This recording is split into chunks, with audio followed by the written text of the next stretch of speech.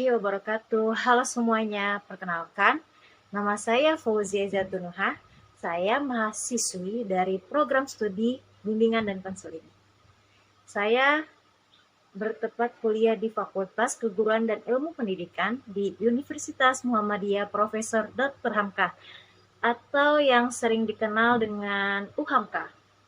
Pada program studi UHAMKA ini adalah salah satu program studi yang unggul yang berfokus pada pengembangan konselor yang tidak hanya kompeten secara akademik dan profesional, tapi juga memiliki karakter yang religius, humanis, dan peka terhadap keberadaan budaya.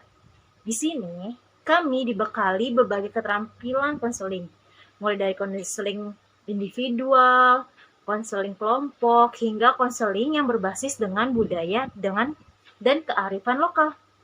Kalau kamu punya minat membantu orang lain, punya empati tinggi, dan ingin menjadi konselor yang bisa berkontribusi dalam dunia pendidikan maupun masyarakat, BKU Hamka adalah pilihan yang sangat tepat. Di sini kita tidak hanya belajar teori, tapi juga praktik langsung di lapangan, termasuk melakukan mini research seperti yang sedang saya paparkan hari ini. Nah, jadi dalam kesempatan ini, saya akan menjelaskan hasil mini research saya yang merupakan bagian dari tugas pada mata kuliah bimbingan dan konseling lintas budaya dengan judul Tradisi Palang Pintu Betawi sebagai media pembentukan karakter remaja di era modern. Sebagai calon konselor, penting bagi kita untuk memahami budaya. Kenapa sih? Karena konselor yang baik itu harus memiliki culture awareness, yakni kepekaan terhadap latar belakang budaya konselingnya. Tanpa itu, proses konseling itu bisa kehilangan makna dan arah. Budaya bukan hanya soal tradisi, tapi juga soal cara berpikir, merasa, dan bertindak. Jadi, pada penelitian saya ini berfokus pada tradisi palang pintu Betawi. Tradisi khas dalam pernikahan adat Betawi yang memadukan seni silat, pantun, musik, dan nilai-nilai religius.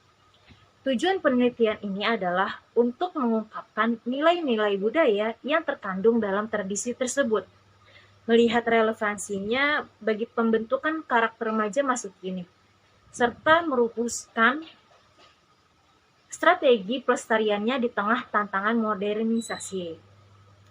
Adapun pertanyaan penelitian ini yaitu mengenai apa aja sih nilai budaya dalam tradisi palang pintu, bagaimana kaitannya dengan karakter remaja, apa tantangan dalam pelestariannya, dan bagaimana strategi agar tradisi ini tetap relevan.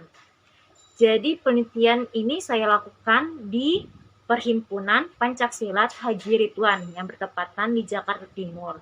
Saya melakukan penelitian ini pada tanggal 20 Juni 2025 dengan menggunakan metode kualitatif deskriptif. Dimulai dari wawancara, observasi, dan dokumentasi langsung.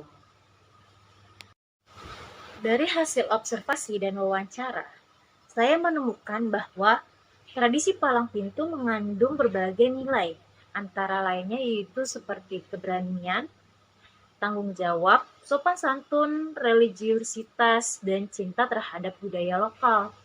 Proses ini biasanya diawali dengan pembacaan sholawat, kemudian dilanjutkan dengan berbalas pantun antara jawara pria dan jawara wanita. Lalu setelah itu ditutup dengan pertunjukan silat sebagai simbolik.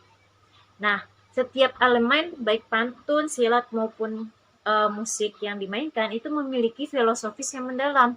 Misal, pada pantun ini sebagai bentuk ajang adu kecerdasan dan sopan santun dalam bertutur kata.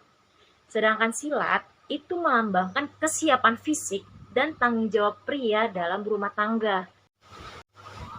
Jadi, dalam pelaksanaannya, komunitas Haji Ridwan ini sangat aktif melibatkan anak-anak remaja dalam latihan rutin. Ini bukan soal pertunjukan biasa, tapi juga dia menjadi media pembelajaran karakter secara langsung. Anak-anak ini dilatih untuk percaya diri, disiplin, berani berbicara, dan bekerja sama. Jadi dalam pembahasan ini saya mengaitkan temuan ini dengan teori budaya dari Konjaraningrat dan Clifford Geertz yang menyatakan bahwa budaya adalah sistem makna dan simbol yang diwariskan. Tradisi palang pintu ini jelas memuat sistem nilai yang diwariskan secara simbolik maupun sosial. Temuan saya juga diperkuat oleh pendapat Zastrow dan Ngatawi 2021, yang dimana menyebutkan bahwa tradisi lokal dapat menjadi sarana pendidikan spiritual dan sosial jika dikontekstualisasikan secara tepat. Jadi berdasarkan hasil mini research ini dapat disimpulkan bahwa tradisi palang pintu itu bukan sekadar hiburan, tapi juga alat pembentukan karakter berbasis budaya, yang dimana masih sangat relevan di era sekarang ini.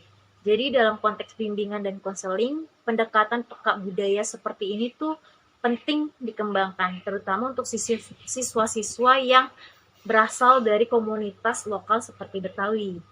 Untuk kedepannya, layanan konseling yang peka budaya ini bisa mengadaptasikan nilai-nilai dari palang pintu sebagai bahan pembelajaran karakter, misal dalam bentuk program ekstrakurikuler atau konseling kelompok yang berbasis dengan budaya atau mungkin proyek budaya di sekolah.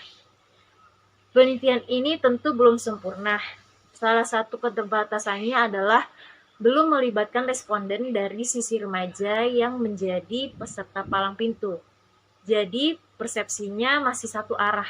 Untuk itu, penelitian lanjutan bisa menggali pandangan siswa atau remaja secara langsung agar dapat pemahaman yang lebih menyeluruh. Sekian penjelasan dari saya. Kurang lebihnya mohon maaf. Semoga bermanfaat dan bisa menginspirasi teman-teman untuk lebih mencintai budaya lokal kita. Wassalamualaikum warahmatullahi wabarakatuh.